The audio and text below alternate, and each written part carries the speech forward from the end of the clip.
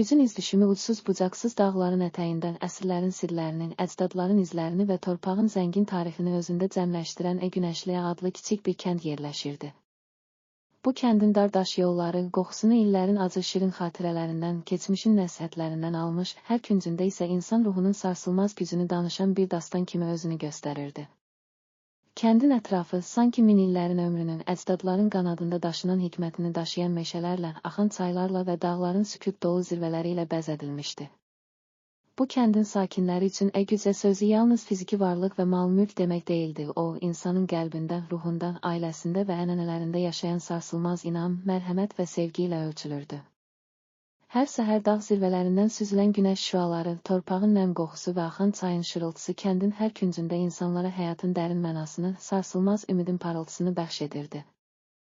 Kəndin ən hörmətli və təcrübəli adamlarından biri olan Əli bəy, illərin dərsinin, adət-ənənələrin dərinliyini və təbiətin sərt qanunlarını gənclərə izah edərək, onların ruhuna sarsılmaz inam aşılamaq üçün öz həyatını həsr etmişdi.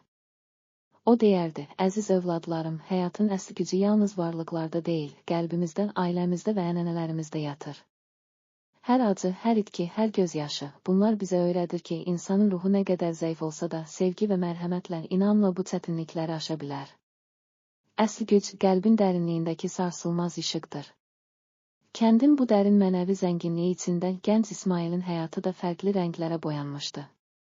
İsmail, uşaq vaxtlarından bəri kəndin dar küçələrində oynayan, axan çayın səsi ilə öyrəndiyi nağıllara qulaq asan, anasının isti dəstəyi və atası Hacı Rəsulun həyatda doğru yolu göstərən sözləri ilə böyüyən bir uşaq idi. O, uşaqlığının xatirələrində evin qabağındakı kiçik bağı, axan çayın səsini və hər küncdə eşitdiyi səmimi hekayələri unutmur, ruhunda əsl gücün, mənəvi zənginliyin toxumlarını əkirdi. İllər keçdikcə İsmail kəndin ətrafında tarlalarda, dağ yollarında, meşələrdə çalışaraq böyüdü. Onun hər addımında torpağın zəhməti və təbiətin sarsılmaz qanunları ona həyatın əsl mənasını öyrədir, dərin düşüncələrə dalmasına səbəb olurdu. Lakin böyük şəhərə gedib özünü sınamaq arzusu, onun içində yeni suallar, narahatlıqlar yaradırdı.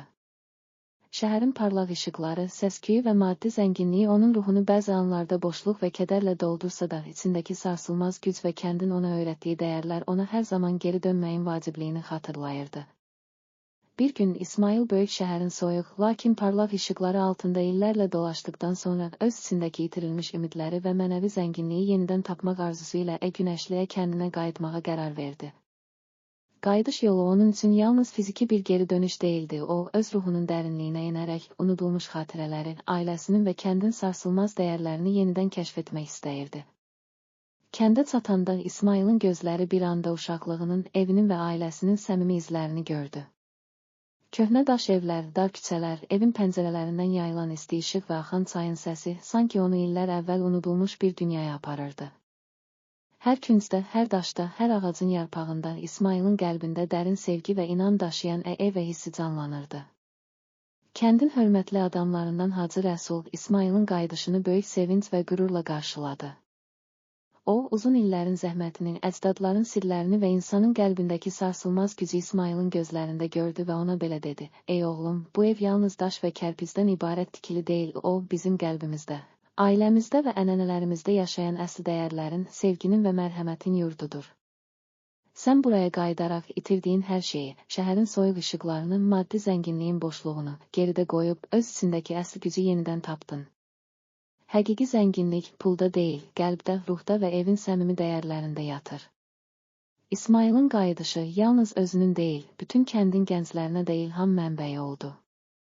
Onlar Hacı Rəsulun, Əli bəyin və köhnə məclisdə toplanan bütün insanların səmimi sözlərindən, ənənələrindən və keçmişin dərslərindən öyrəndilər ki, əsl güc, maddi varlıqdan çox insanın ruhundakı, qəlbindəki sarsılmaz inam və mərhəmətdir. Kəndin hər küncündə, hər evində, hər daşında o sarsılmaz gücün, o əsl zənginliyin izləri öz əksini tapırdı. Günlər illərlə keçdikcə İsmail öz evində, ailəsində və kənddə yaşadığı hər anı, hər kədəri və sevinci sarsılmaz bir gücə çevirərək, içindəki və hissini daha da gücləndirdi. O, tarlalarda çalışarkən hər damla terin, hər ağrılı anın, hər qaranlıq gecənin ardınca doğan parlaq sabahın sirlərini eşidirdi. İsmail anladı ki, həyatın hər dərsi, hər acısı insanı daha da böyüdür və ona əsl gücün, sevginin, mərhəmətin və inamın nə demək olduğunu göstərir. Bir gün kəndin mərkəzindəki qədim məclisdə İsmail gənclərə müraciət edərək belə dedi: Əziz dostlar, həyatın çətin yollarında hər itki, hər acı, hər kədər bizə yalnız zəhmətin və maddi varlığın yox, həm də qəlbimizdə daşıdığımız sarsılmaz sevginin, mərhəmətin və inamın nə qədər qiymətli olduğunu öyrədir. Mən şəhərin parlaq işıqları altında çox şey əldə etdim, lakin içimdə bir boşluq, bir narahatlıq vardı. Buraya qayıtdıqdan sonra anladım ki, əsl güc qəlbdə, ailədə, kəndimizin hər küncündə, hər daşında, hər ağacın yarpağında yaşayan unudulmaz ənənələrimizdə və sevgi dolu xatirələrimizdə yatır. Biz bu dərin dərsləri alaraq həyatın hər anını acı ilə şirin, kədər ilə sevinci, sarsılmaz güc və inamla qarşılayaq. Bu sözlər məclisdə toplanan bütün gənclərin və yaşlıların qəlbində dərin iz buraxdı. Hər kəs keçmişin acı dərslərini və gələcəyin parlaq ümidini bir araya gətirərək öz içindəki sarsılmaz gücü, əsl gücü tapdığını hiss etdi. Kəndin dardaş yollarında, axan çayın şırıltısı arasında və evlərin pəncərələrindən içəri süzülən günəş şüaları altında insanlar artıq yalnız maddi varlıqlara deyil, həm də qəlblərində yaşayan, sarsılmaz sevgi və mərhəmətə əsaslanan gücə inanırdılar. İsmailin qayıdışı və onun öyrətdiyi sözlər, kəndin bütün gənclərinə, hər kəsə əsl gücün nə olduğunu, həyatın hər dərsində, hər itkidə, hər acıda, nə qədər dərin olsa da, ümidin, sevginin və mərhəmətin parlaq işığının var olduğunu göstərdi. O günkü məclis, sanki illərin acı dərslərinin, qaranlıq gecələrin və ən sonunda doğan parlaq sabahın canlı şahidi oldu. Beləliklə, gücün izdüşümü adını verdiyimiz bu dastan, Tolstoyun geniş ürəklə yazdığı kimi, insanın zəiflikləri ilə birlikdə hər çətinliyin arxasından doğan sevgi və mərhəmətin, sarsılmaz inamın və əsl gücün necə də dərin olduğunu bizə öyrətdi. Xıdırabadın hər küncündə, hər evin divarında, hər dardaş yolunda və meşələrin sükut dolu kölgəsində keçmişin acı xatirələri, gələcəyin ümid dolu arzuları və qəlblərdə yanan sarsılmaz güc, əsl zənginlik, əbədi olaraq yaşadı. Hər kəs bu dastanı ürəklərində daşıyaraq həyatın hər anının acı ilə şirin, kədər ilə sevinci, hər itki və hər uğursuzluq qarşısında sarsılmaz inam və sevgi ilə irəliləməyə davam etdi. Beləliklə, gücün izdüşümü yalnız maddi zənginliklə ölçülməyən, insanın ruhunun, qəlbinin və ailəsinin dərin dəyərlərində yaşayan əsl gücün, sarsılmaz sevgi və mərhəmətin simvoluna çevrildi. Bu hekayənin nəsildən nəsilə ötürüldü, hər yeni nəsil, keçmişin acı dərslərindən və uğurlarından öyrənərək, öz qəlblərində sarsılmaz inam, sevgi və mərhəmət işığını yanır, həyatın hər çətinliyini aşaraq, öz içində əsl gücü tapırdı. Xıdırabadın sakinləri hər axşam gün batarkən dağların zirvələrindən süzülən altın şüalar altında evlərinin və ailələrinin sarsılmaz dəyərlərini xatırlayır, keçmişlə gələcəyin, acı ilə şirin anların bir araya gəldiyi o əbədi dastanı ürəklərində yaşadırdılar. Beləliklə, gücün izdüşümü adını verdiyimiz bu nağıl, Tolstoyun əsərlərində gördüyümüz kimi insanın zəifliklərini aşan, hər çətinliyin arxasından doğan sevgi və ümidin, sarsılmaz mərhəmətin və əsl gücün təcəssümü olaraq nəsillərin qəlbində, hər bir evin divarında və hər küncdə əbədi olaraq yaşayırdı.